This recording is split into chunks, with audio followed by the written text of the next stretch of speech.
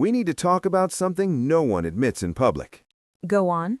The wealthy are deliberately uncomfortable. And I don't mean they suffer, I mean they choose discomfort as strategy. You're suggesting comfort is a liability? I'm saying comfort is invisible, and in their world, invisibility means you don't exist. What separates someone worth 10 million from someone worth 10 billion isn't money, it's willingness to endure what others won't. Give me an example. Take clothing. Real wealth doesn't dress for comfort. Ever notice how custom suits are slightly restrictive? How handmade shoes require breaking in over months? I assumed that was just poor craftsmanship. That's the point. You assumed. Mass market products are engineered for immediate comfort because comfort sells to the masses. But bespoke items require adjustment, adaptation, a relationship. The discomfort is proof of exclusivity. So they're paying to be uncomfortable? They're paying for the signal that they've transcended the need for easy comfort. Think about it. Sneakers are comfortable. Handmade Oxfords from a fourth-generation cobbler in Florence are not. Which one tells the world you have resources that go beyond mere function? But that seems performative, suffering for appearances. You're still thinking like someone who works for money. They're not performing, they're selecting. There's a difference. Every choice is a filter. Who can endure this restaurant where reservations take 6 months and the portions are deliberately small? Who can sit through a 4-hour opera in an uncomfortable seat? The opera example is interesting. Continue. Old money still attends opera, not because they love it, because it's a test. 3 hours minimum, uncomfortable seating, inaccessible art form, no phones, no distractions. It filters out everyone who needs constant comfort and stimulation. The people who remain, those are your peers. So discomfort is social sorting. Precisely. Now you're seeing it. Let me go deeper. Why do you think the wealthiest homes are often described as cold? Not temperature, atmosphere. Hard surfaces, minimal furniture, echoing spaces. I always thought that was aesthetic preference. Aesthetic preference is never just aesthetic at that level. It's ideology made visible. Comfort implies settling. Warmth implies attachment. Their spaces are designed to prevent lingering, to keep energy moving, to remind everyone, including themselves, that staying still is death. That sounds exhausting. Does it? Or does your reaction prove my point? The fact that it sounds exhausting to you is exactly why it works for them. Most people optimize for comfort. They want soft sofas, warm lighting, easy conversation. The ultra-wealthy optimize for edge, for alertness, for the slight tension that keeps everyone performing. But surely there are moments of comfort, private moments. Are there? Think about their vacations. Do they go to all-inclusive resorts? No, they go to extreme locations, Patagonia, Antarctic expeditions, safari where you sleep in tents. Exactly. Expensive discomfort. Why? Because anyone can be comfortable? Because comfort is abundant. Scarcity creates value. And what's scarce when you have unlimited resources? Experiences that require sacrifice, destinations that demand physical hardship, meals that challenge your palate. The suffering is the luxury. Now you're getting it. Let me tell you about a dinner I attended. Michelin 3-star, 22 courses, 5 hours. Every course was intellectually interesting. Almost none of it was comfortable to eat. Sea urchin with textures that made you work. Fermented ingredients that challenged your senses. The couple next to me complained quietly. They never got invited back. Because they wanted comfort. Because they failed the test. These meals aren't about satisfaction. They're about proving you have the sophistication to appreciate difficulty. The chef isn't trying to make you happy. He's trying to make you think, to challenge you, to make you work for the experience. And the wealthy pay premium for this? They pay premium because everyone else is eliminated. Think about who gets filtered out at each stage. First, you need to know it exists. That requires the right networks. Then you need a reservation. That requires relationships or patience most people don't have. Then you need to endure the experience itself. That requires cultural conditioning. By the end, you're dining with the only people who passed all 3 filters. It's intentional gatekeeping through discomfort.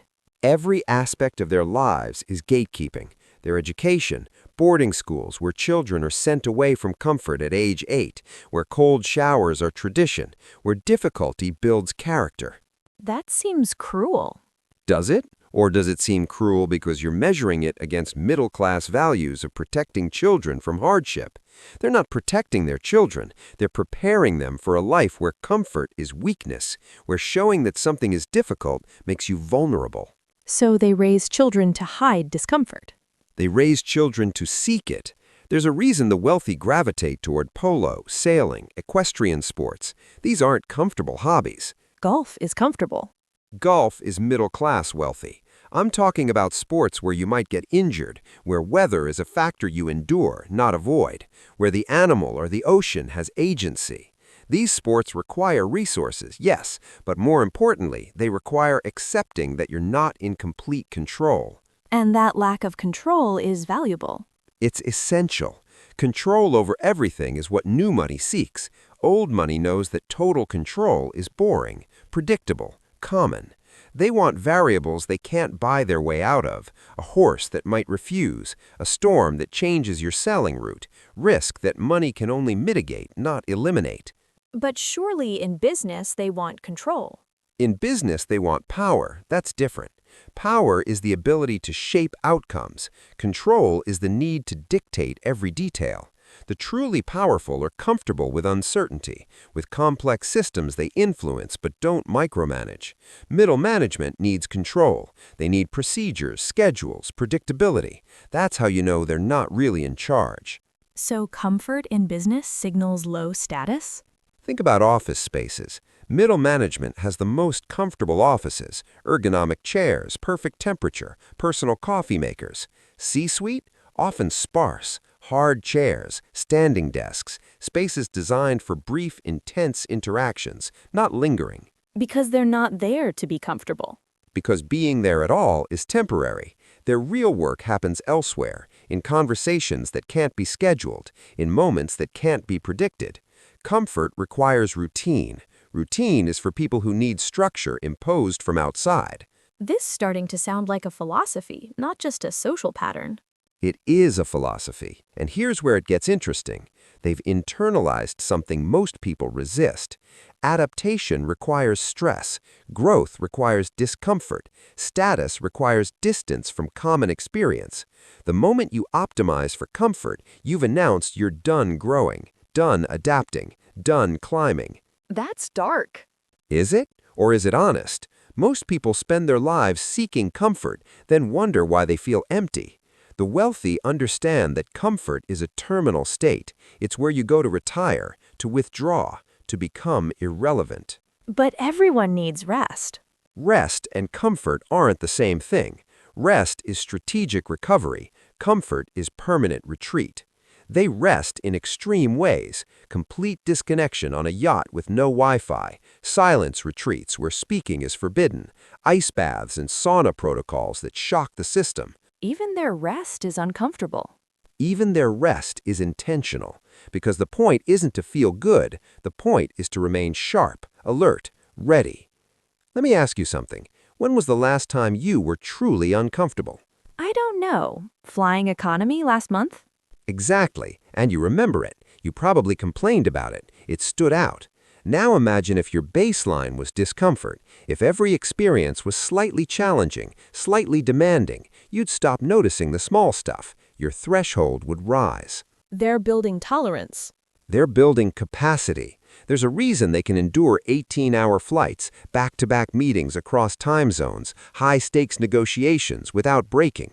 Not because they're superhuman, because they've systematically removed comfort as a baseline expectation. This explains the fashion choices too. Tell me what you're thinking. Formal wear, ties that constrict, heels that are objectively painful, jewelry that's heavy, none of it is comfortable. And all of it signals that comfort is secondary to presentation, to tradition, to belonging to a class that doesn't prioritize feeling good. You know what the truly wealthy never wear? Athletic leisure. Unless they're actually doing athletics, and even then it's technical gear from obscure brands, never mass-market comfort wear, because that would signal they've chosen ease over effort, function over form, common sense over status. It's almost like they're playing a different game entirely. They are. Everyone else is playing comfort and convenience, optimizing for ease. They're playing legacy and influence, optimizing for impact that outlasts their lifetime. Those two games have completely different rules. And comfort has no place in the second game. Comfort is what you give people you want to pacify. Employees get comfortable offices so they stay productive but don't get ambitious. The masses get comfortable entertainment so they stay distracted but don't get restless. Comfort is a control mechanism for others, never for themselves. That's a cynical view. Is it cynical or accurate? Look at what's marketed to different economic classes. To the working class, comfortable food, comfortable clothes, comfortable entertainment. To the wealthy, challenging experiences, restrictive fashion, difficult art. Because one group is being prepared for endurance and the other for compliance. You said it, not me. But yes, comfort produces contentment. Contentment produces stasis. Discomfort produces hunger. Hunger produces movement. So the choice to embrace discomfort is actually a choice to remain hungry. Even when you're fed, especially when you're fed, that's the discipline. Anyone can be hungry when they're starving. The real test is staying hungry when you could easily be satisfied. And that's what separates levels of wealth. That's what separates everyone who plateaus from everyone who continues ascending. The willingness to stay uncomfortable even when you've earned the right to relax. Most people work hard to achieve comfort, then they achieve it and wonder why they feel empty. The wealthy work hard to achieve the capacity for greater discomfort, then they seek it out deliberately. Because comfort is the end of the story. Comfort is death disguised as achievement. It's the finish line that stops you from running further races. They've understood something profound. The goal isn't to arrive at comfort. The goal is to build tolerance for increasingly difficult challenges. So when they say money doesn't buy happiness, they're not seeking happiness. That's a middle-class aspiration. They're seeking significance, legacy, power that compounds across generations.